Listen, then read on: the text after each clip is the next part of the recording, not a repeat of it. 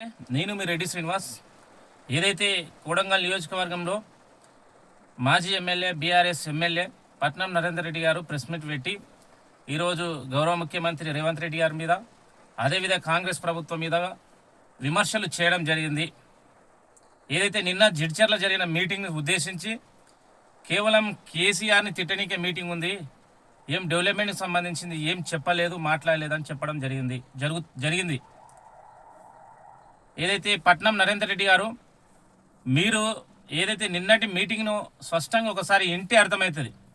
అసలుకి ఈ 2.5 సంవత్సరాలకెళ్ళి మేము ఏం చేసినాం, ప్రజలు పాలమూరు జిల్లాకి ఏం చేసినాం, తెలంగాణ ప్రజలకు ఏం చేసినామని గౌరవ ముఖ్యమంత్రి స్పష్టంగా చెప్పడం జరిగింది. దాదాపు 4 లక్షల ఇళ్ళు ఈ 2.5 సంవత్సరాల్లో 4.5 లక్షల ఇల్లుని ఈ తెలంగాణ రాష్ట్రంలో కట్టించడం జరిగింది.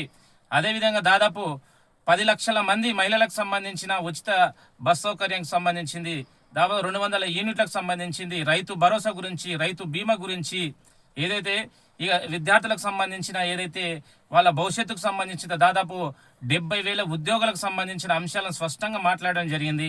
ఇవన్నీ మీకు కనబడాయి. కేవలం కేసీఆర్ ఎందుకు కేసీఆర్ని తిట్టినట్లు ఏమైనా ఉందా, ఏమైనా కనబడుతుంది? కేసీఆర్ని ఎందుకు తిడతాం? మాకు టైం వేస్ట్.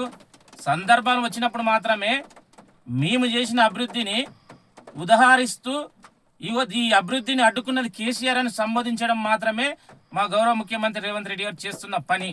ఇంకోటి ఏదంటున్నావు, పాలమూరు రంగారెడ్డికి సంబంధించిన లిఫ్ట్ గురించి మాట్లాడారు మీరు.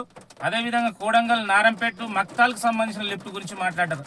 అంటే మీకు కోడంగల్ ప్రజలకు, నారంపేట ప్రజలకు నీళ్ళు ఇవ్వడం ఇష్టం లేదా? ఈరోజు జూరాలకెళ్ళి ఏదైతే మిగులు జలాలకెళ్ళి నీళ్లు తీసుకొచ్చి ఈ ప్రాంతాన్ని తడపాలి, కోడంగల్ ప్రజలకు ఇలా కన్నీళ్లు తుడవాలని ఆలోచనతో గౌరవ ముఖ్యమంత్రి గారు ప్రయత్నం చేస్తుంటే దాన్ని ప్రశంసించకపోగా దాన్ని విమర్శిస్తున్నారు. ఈరోజు క్రాప్ హాలిడేస్ అంటున్నారు మీరు. అసలు క్రాప్ హాలిడేస్ అంటే మీకు తెలుసా? ఇది వేసవి కాలం, జీవనదులు ఇట్లా ఎండిపోయే సందర్భం. కృష్ణా కావచ్చు, గోదావరి కావచ్చు, ఎండిపోయినప్పుడు ఏంటంటే ప్రభుత్వం సాధారణంగా ఏ ప్రభుత్వమైనా, ప్రభుత్వంలో ఎవరున్నా ఇట్లా ఏంటంటే రైతులు పంటలు పండిస్తే నష్టపోతారు, మీరు ఏంటంటే ఈ పంట కాలాన్ని మీరు ఏంటంటే వదిలేయండి అని చెప్పడం సర్వసాధారణం. అది ప్రజల యొక్క, రైతుల యొక్క సంక్షేమాన్ని దృష్టిలో పెట్టుకుని మాట్లాడుతున్న సందర్భం. ఆ విషయం ఇట్లా ఆలోచన చేయి. అందుకే కోడంగల్ ప్రజలకు నీళ్లు ఇవ్వడం ఇష్టం లేకే 10 ఏళ్ళు టైం వేస్ట్ చేసిన గౌరవ మాజీ ముఖ్యమంత్రి కేసీఆర్ గారు.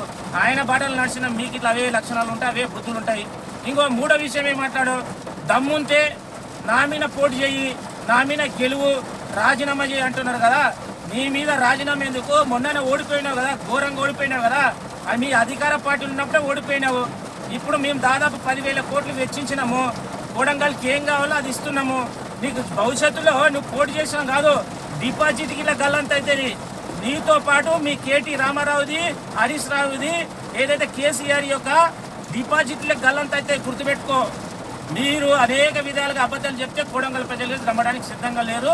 ఈరోజు ప్రత్యక్షంగా పనులు కనబడుతున్నాయి. కోడంగల్ లిఫ్ట్కి సంబంధించినవి కాదు, అదేవిధంగా జూనియర్ కాలేజీలు, డిగ్రీ కాలేజీలు, ఇంజనీరింగ్ కాలేజీలు, ఏదైతే రెసిడెన్షియల్ కళాశాల, జూనియర్ కళాశాలలు, మహిళా డిగ్రీ కాలేజు అన్నీ కనబడుతున్నాయి.